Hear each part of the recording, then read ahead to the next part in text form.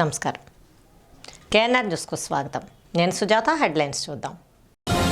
ఏపీకి కేంద్ర నిధులపై చర్చకు రావాలని బీజేపీ ఎంపీ జీవీఎల్ నరసింహారావు పిలుపు.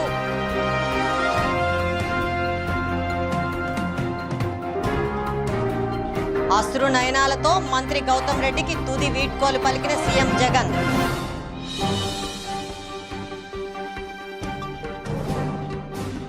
గాజువాక టీడీపీ కార్యాలయంలో కేంద్ర మాజీ మంత్రి దివంగత నేత కింజరపు ఎర్రన్నాయుడు 65వ జయంతి కార్యక్రమం.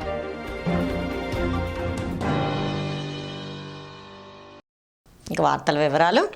ఏపీని ఆదుకునేందుకు మోడీ నిధులు ఇచ్చారని బీజేపీ ఎంపీ జీవీఎల్ అన్నారు.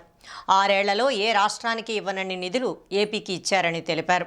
లోటు బడ్జెట్ కారణంగా ఏపీ నుంచి కేంద్రానికి వెళ్తుంది తక్కువే అని, ప్రత్యేక ప్యాకేజీ ద్వారా 15,000 కోట్ల రుణాన్ని కేంద్రం చెల్లించేలా అంగీకారం ఉందని తెలిపారు. ఏపీకి కేంద్ర నిధులపై ప్రాంతీయ పార్టీలు చర్చకు రావాలని పిలుపునిచ్చారు. ఏపీకి ఇస్తున్న ప్రతి రూపాయిని గణాంకాలతో సహా వివరిస్తామని జీవీఎల్ పేర్కొన్నారు. మన రాష్ట్రంలో ఆర్థిక పరిస్థితిపై తరచూ చర్చ జరుగుతూనే ఉంటుంది. రాష్ట్ర ప్రభుత్వాలు, ప్రస్తుత వైసీపీ, గతంలో టీడీపీ, వీరి అస్తవ్యస్త విధానాల కారణంగా రాష్ట్ర ఆర్థిక పరిస్థితి గాడి తప్పితే తమ వైఫల్యాల్ని కప్పిపుచ్చుకోవటం కోసం ఈ ప్రాంతీయ పార్టీలు కేంద్ర ప్రభుత్వాన్ని, బీజేపీని ఏదో ఒక రకంగా నిందించి తప్పించుకోవాలని ప్రయత్నం చేస్తుంటాయి. ప్రస్తుత వైసీపీ ప్రభుత్వం తీవ్ర వైఫల్యం చెందిన ఈ తరుణంలో ఇటువంటి మాయ రాజకీయాలు, భ్రమ రాజకీయాలు చేయటానికి మరొకసారి తెరతీసింది. పార్లమెంటు వేదికగా కూడా అనేక అవాస్తవాలు ప్రచారం చేయటం, తమ మీడియా మాధ్యమాల్లో మరి తమకు అనుగుణంగా అనేక నిర్వచనాలు చెప్తూ కేంద్ర ప్రభుత్వాన్ని నిందించడం పరిపాటైపోయింది. నిజ వాస్తవాలు చూస్తే మొన్న ప్రధాని నరేంద్ర మోదీ గారు రాజ్యసభలో మాట్లాడుతూ ఆంధ్రప్రదేశ్ రాష్ట్రానికి ఏ రకంగా గత కాంగ్రెస్, కేంద్రంలో ఉన్న కాంగ్రెస్ ప్రభుత్వం అన్యాయం చేయదలిచింది మరొకసారి ప్రస్తావించారు. ఇది బహుశా పార్లమెంట్లో కూడా రెండవసారి. మన రాష్ట్ర విభజన జరిగిన సమయంలో ప్రజాస్వామ్యబద్ధంగా ఇది జరగలేదు అన్నది వారు చెప్పిన మాట. కాకపోతే తెలంగాణ రాష్ట్ర నిర్మాణానికి పూర్తిగా అనుగుణంగా ఉన్న పార్టీ భారతీయ జనతా పార్టీ. మరో పార్టీ పుట్టక ముందు నుంచే మనం చిన్న రాష్ట్రాల ఏర్పాటుకి, తెలంగాణ వాదానికి కూడా మనం కట్టుబడి ఉన్నాం. ప్రధాని మోదీ గారు చెప్పింది ఏంటంటే, నష్టపోయిన రాష్ట్రం, ఆయనకు మన పట్ల సానుభూతి ఉన్నది కనుక, ప్రత్యేక శ్రద్ధ ఉన్నది కనుక ఆంధ్రప్రదేశ్ రాష్ట్రానికి ఇచ్చినటువంటి కేటాయింపులు, ఆర్థిక కేటాయింపులు చూస్తే నిజంగా అందరూ నివ్వెరపోతారు. ఈ వాస్తవాలు ప్రజలకు తెలియకుండా ఉండటమే ఇక్కడ ప్రాంతీయ పార్టీలు చేసే కుట్ర. కొన్ని నంబర్లు చెప్తాను సంఖ్యాపరంగా. ఇవన్నీ పార్లమెంటు వేదికగా నాకు ఇచ్చినటువంటి సమాధానాలు. మనకేమిచ్చారు, మాకేమిచ్చారు అని అబద్ధాలు ప్రచారం చేసే పార్టీలు దీనిపై చర్చకు సిద్ధం కావాలి. మరి ముఖ్యమంత్రి, ప్రతిపక్ష నాయకుడు, మా రాష్ట్ర నాయకుడు ఆల్రెడీ వీర్రాజు గారు ఛాలెంజ్ విసిరారు. ఈ అంశాలపై చర్చించడానికి మేము సిద్ధం, మీరు ఒక వేదికపైకి రండి అని. అదే సవాల్ను మరొకసారి విసురుతున్నాను. అశ్రు నయనాల మధ్య మంత్రి మేకపాటి గౌతమ్ రెడ్డి అంత్యక్రియలు నిర్వహించారు. ఉదయగిరిలోని మేకపాటి ఇంజనీరింగ్ కాలేజీ వద్ద ప్రభుత్వ లాంఛనాలతో అంత్యక్రియలు జరిగాయి. సీఎం వైఎస్ జగన్, మంత్రులు, కుటుంబ సభ్యులు, వేలాదిగా తరలివచ్చిన అభిమానులు అశ్రు నయనాలతో మంత్రి గౌతమ్ రెడ్డికి తుది వీడ్కోలు పలికారు.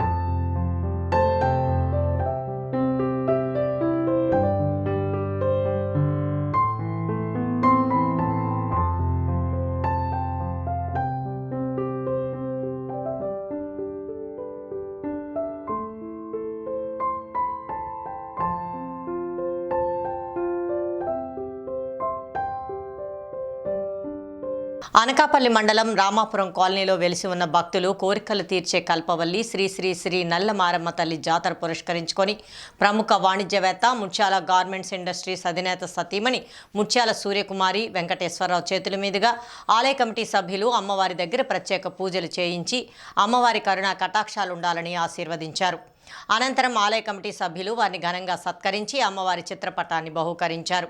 ఈ సందర్భంగా ఆలయ కమిటీ సభ్యులు మాట్లాడుతూ ఈ ఉత్సవం ఎన్నడూ లేని విధంగా ఇంత గొప్పగా ఉత్సవం చేయడానికి ముఖ్య ప్రోత్సాహకులైన ముత్యాల వెంకటేశ్వరరావుకు అమ్మవారి కరుణా కటాక్షాలు అష్టైశ్వర్యాలు అందించాలని ఆకాంక్షిస్తూ ప్రత్యేక ధన్యవాదాలు తెలుపుకున్నారు.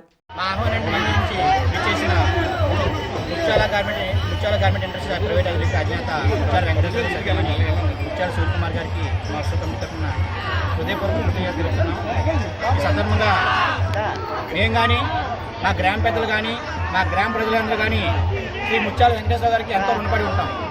ఎందుకంటే యాక్చువల్గా చాలామంది నాయకులు చూసాం, మాటలు చెప్పి నాయకులు చూసాం, కానీ చేతలు చూపించిన నాయకుడిని మొట్టమొదటిగా శ్రీ ముత్యాల వెంకటేశ్వర గారిని చూస్తాం. ఎందుకంటే సారు దేవాలయాలకు కానీ పేదలకు కానీ అలాగే విధంగా వైద్య నిమిత్తం ఎంతోమంది ఎంతో సాయం చేసిన మాట విని మేము దేవాలయ నిమిత్తం సార్ మాది 22వ తారీఖున అమ్మవారి పండుగ ఉంది, మీ వంతు సాయంగా మాకు డ్యాన్స్ ప్రోగ్రాలకు కానీ లైటింగ్ కానీ ఎటువంటి అమౌంట్ ఉంది సార్, మాకు ఎప్పటి నుంచో కల సార్ అమ్మవారి గుడి ముందు సెట్ చేయాలని చెప్పి. ఎందుకంటే చెట్టు ఉండడం వల్ల చుట్టూ పక్షులు అవి పాడు చేయడం వల్ల చాలా ఇబ్బంది ఉందండి, మాకు సెట్ కావాలని అడిగాం. అడిగిన 3 రోజుల్లోనే అమౌంట్ ఇచ్చి మీరు ఏం కావాలన్నా చేయించుకోండి, ఎంత చేయించుకొని అమౌంట్ ఇస్తానని చెప్పి హామీ ఇచ్చి అయితే 3 రోజుల్లో మాకు సెట్ చేయించడం జరిగింది. ఈ రోజు సెట్ చేయించడం వల్ల ఆ ఫ్లవర్ డెకరేషన్ చేయడం వల్ల అమ్మవారి గుడి చాలా చాలా ఇప్పటి వరకు చరిత్ర లేని విధంగా ఈరోజు గుడి తయారైంది. ఈ సందర్భంగా మేము చాలా చాలా ఆనందంగా ఉన్నాం. యాక్చువల్గా ఈ ఆనందాన్ని ముత్యాల వెంకటేశ్వర గారికి వస్తే ఆనందాన్ని ఆయన చూపిద్దాం అనుకున్నాం. ఆయన కొన్ని వేరే కారణాలు రాలేదు, కానీ ఆయన రుణం మేము ఆయన ఏ రోజు అయితే వస్తారో ఆయనకి మేము మా రుణం తీసుకుందామని చెప్పి హృదయపూర్వకంగా శ్రీ ముత్యాల వెంకటేశ్వర గారికి తెలుపుకుంటూ మా శ్రీ నల్లమారమ్మ వారి దీవెనలు ముత్యాల వెంకటేశ్వర ఎల్లప్పుడూ ఉండాలని చెప్పి ఆయనకి అంతా మంచి జరగాలని చెప్పి ఆయన ఆరోగ్యంగా మనస్ఫూర్తిగా కోరుకుంటూ నల్లమారమ్మ మహోత్సవం ఇచ్చేసిన శ్రీ ముత్యాల వెంకటేశ్వర గారు సతీమణి గారు శ్రీ సూర్యకుమారి గారు ఇచ్చేశారు. మా బీఆర్టీ కాలనీ తరఫున కృతజ్ఞతలు తెలుపుతూ అమ్మవారి దీవుల్లో ఎప్పుడు సార్కి ఆ కుటుంబాలకి ఎప్పుడు ఉండాలని ఆ దేవదేవిని కోరుకుంటున్నాం. అలాగే ఈరోజు మాకు ఈ పండగ ఈరోజు కరోనా టైంలో కూడా ఈరోజు ఇంత ఘనంగా జరుగుతుందంటే శ్రీ ప్రముఖ పారిశ్రామికవేత్త ముత్యాల వెంకటేశ్వర గారు మేము ముందుండో రథసారిలాగా ఆయన బెంగళూరులో రాబోయే సరే మేడం గారిని పంపించి నేను పండుగ మీ దగ్గరుండి మీకు చేయిస్తాను. ఈరోజు మీ బీఆర్టీ కాలేజ్ ప్రజలు ఎవరు ఇబ్బంది పడలేదు. అది కోవిడ్ టైంలో మాకు చాలా ఆర్థిక పరిస్థితులు ఉంటుందని చెప్పాం.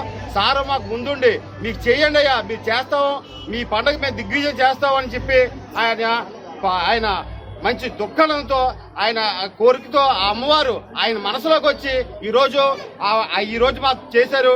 ఆయనకి ఆ దేవదేవి ఎప్పుడు ఆయన ఆరోగ్య ఐశ్వర్యాలతో ఇలాగే మాలాగే ప్రతి సేవ. గాజువాక టీడీపీ కార్యాలయంలో కేంద్ర మాజీ మంత్రి దివంగత కింజరాపు ఎర్రన్నాయుడు 65వ జయంతి కార్యక్రమాన్ని నిర్వహించారు. ఆయన చిత్రపటానికి నేతలు పూలమాలలు వేసి నివాళులర్పించారు. ఈ సందర్భంగా గాజువాక నియోజకవర్గ తెలుగుదేశం పార్టీ సమన్వయకర్త ప్రసాదుల శ్రీనివాస్ మాట్లాడుతూ వెనుకబడిన వర్గంలో పుట్టి కేంద్ర మంత్రిగా విశిష్టమైన సేవలందించి తనకంటూ ఒక ప్రత్యేక స్థానాన్ని ఏర్పరచుకున్నారని అన్నారు. ఎర్రన్నాయుడు స్ఫూర్తితో తెలుగుదేశం పార్టీ కుటుంబ సభ్యులంతా కష్టించి పనిచేసి 2024లో నారా చంద్రబాబుని రాష్ట్రానికి ముఖ్యమంత్రిని చేయాలని అన్నారు. ఈ కార్యక్రమంలో జిల్లా టీఎన్టీయూసీ అధ్యక్షులు విల్లా రామ్మోహన్ కుమార్, టీఎన్టీయూసీ రాష్ట్ర కార్యనిర్వాహక కార్యదర్శి పంచదార్ల ఉగ్రం, చెరుకూరి నాగేశ్వరరావు, సింగూరి అనంత్, కొండబాబు తదితరులు పాల్గొన్నారు. కార్యకర్తగా ఎన్టీ రామారావు గారి ఆశీర్వాదంతో రాజకీయ రంగ ప్రవేశం చేసి 4 పర్యాయాల శాసనసభ్యుడిగా 4 పర్యాయాల మంత్రిగా తెలుగుదేశం విప్పుగా ప్రభుత్వ విప్పుగా తెలుగుదేశం పార్టీ పార్లమెంటరీ పార్టీ అధ్యక్షుడిగా కేంద్ర మంత్రిగా విశిష్టమైన సేవలు అందించి వెనుకబడిన కులాలకు చెందిన వ్యక్తి మరి భారతదేశ గర్వించదగ్గ ముద్దుబిడ్డగా మారడం అత్యంత సంతోషకర విషయం. మరి దురదృష్టవశాత్తు మరి ఒక పెను ప్రమాదంలో తెలుగుదేశం పార్టీ ఆయన కోల్పోవడం జరిగింది. మరి శోకాతత్వ హృదయంతో నా కుటుంబ సభ్యులందరికీ ప్రగాఢమైన సానుభూతిని తెలియజేసుకుంటూ వారి ఆత్మకి శాంతిని చేకూరని మరి ఇది సందర్భం కాకపోయినప్పుడు కూడా ఈ వేదిక ద్వారా విశాఖ స్టీల్ ప్లాంట్ని గతంలో ఆయన పార్లమెంటరీ పార్టీ అధ్యక్షుల గారి కేంద్ర ప్రపోజల్ వచ్చింది. కానీ తనదైన శైలిలో కేంద్రంపై పోరాడి విశాఖ స్టీల్ ప్లాంట్ని ప్రైవేట్ పరం కాకుండా కాపాడిన వ్యక్తి చరిత్రలో శ్రీ కింజరపు ఎర్రనాయుడు గారు అని చెప్పి అది జగమెరిగిన సత్యం. అంటే ఎన్టీ రామారావు గారు ఇచ్చిన స్ఫూర్తి, చంద్రబాబు నాయుడు గారు ఇచ్చిన సహాయ సహకారాలతో ఆయన అనేక పోరాటాలు చేశారు. ఇప్పటికైనా అఖిలపక్ష పోరాట కమిటీ నాయకులు మీరు మీ డొల్లతనాన్ని కప్పిపుచ్చుకోకుండా నిజాయితీగా పోరాడండి. మీరు వైసీపీ పైన పోరాడితేనే మోడీ గారికి బాధ కలుగుతారు. మీరు ఎంతసేపు వైసీపీని పక్కన పెట్టుకుంటే మోడీ గారికి ఏ బాధ ఉండదు. 365 రోజులు దాటిపోయిన కార్మికులు ఇంకా మరి నిర్వసితులు మిమ్మల్ని క్షమిస్తున్నారంటే మీరు కూడా ఆలోచించుకోవాలి. వారికి మరి కోపం రాకముందే మీరు నిర్ణయాన్ని మీరు ఒకసారి పునఃసమీక్షించుకొని మరి ఉద్యమాన్ని రూపు మార్చాలని చెప్పి సందర్భంగా మీకు తెలియజేసుకుంటూ వచ్చిన వారు. విశాఖ జిల్లా పెందుర్తి వెస్ట్ గోపాల్పట్నంలో తాడిపూడి పైప్ లైన్ లీక్ అయి పెద్ద ఎత్తున నీరు వృధాగా పోయింది. ఈ మేరకు అర్ధరాత్రి సమయంలో పైప్ లైన్ లీక్ అవ్వడంతో చుట్టుపక్కల ఉన్న కాలనీలో ఇళ్లలోకి నీరు చేరుకుంది. దీంతో స్థానిక ప్రజలు రహదారులపైకి పరుగులు తీశారు.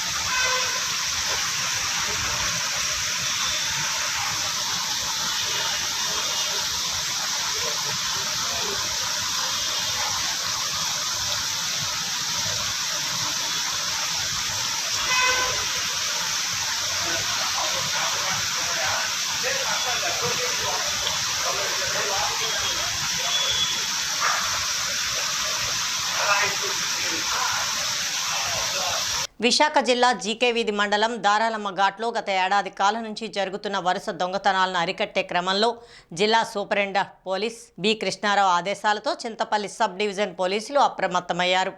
చింతపల్లి ఏఎస్పీ తుషార్ డూడి ఆధ్వర్యంలో జీకే వీధి CI Ashok Kumar, Sileru SI Ravikumar, CCS CI Ranganath, SI Vemagiri సారథ్యంలో 5 బృందాలుగా ఏర్పడి దారకొండ ఘాట్ రోడ్లో దారి దోపిడీలను అరికట్టడంలో భాగంగా 21వ తేదీన ప్రధాన నిందితుడైన సుజయ్ మండల్, నరేష్ మండల్ అనే 2 నిందితులను అరెస్టు చేశారు.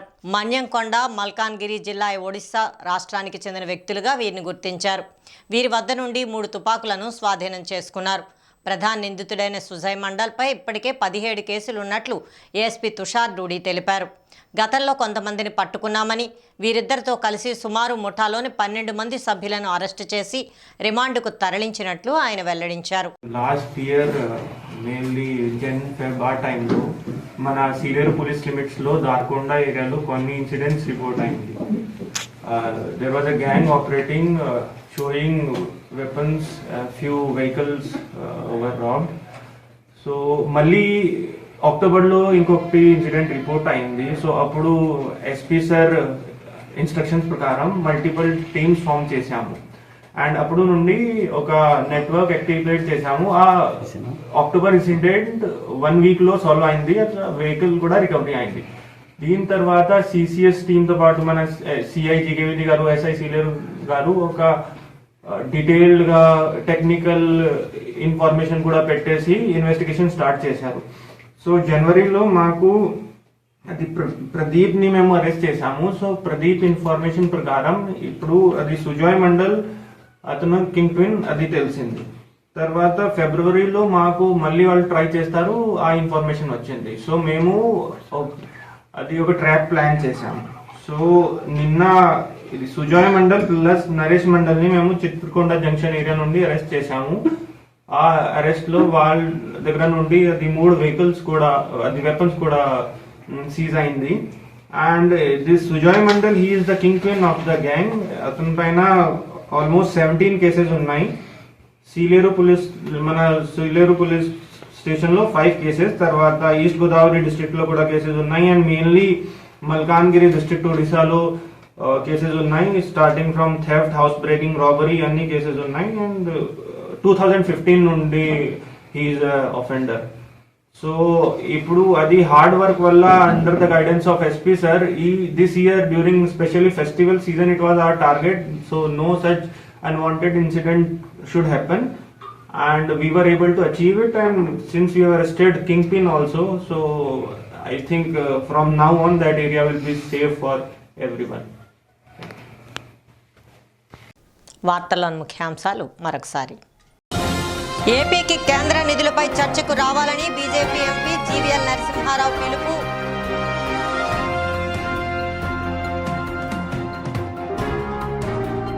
అశ్రు నయనాలతో మంత్రి గౌతమ్ రెడ్డికి తుది వీడ్కోలు పలికిన సీఎం జగన్.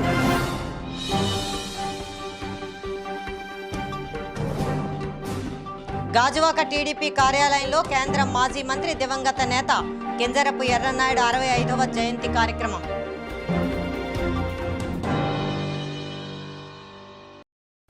ఈ వార్తలు ఇంతటితో సమాప్తం. తిరిగి రేపు ప్రసారమయ్యే కేఎన్ఆర్ న్యూస్లో మళ్ళీ కలుసుకుందాం.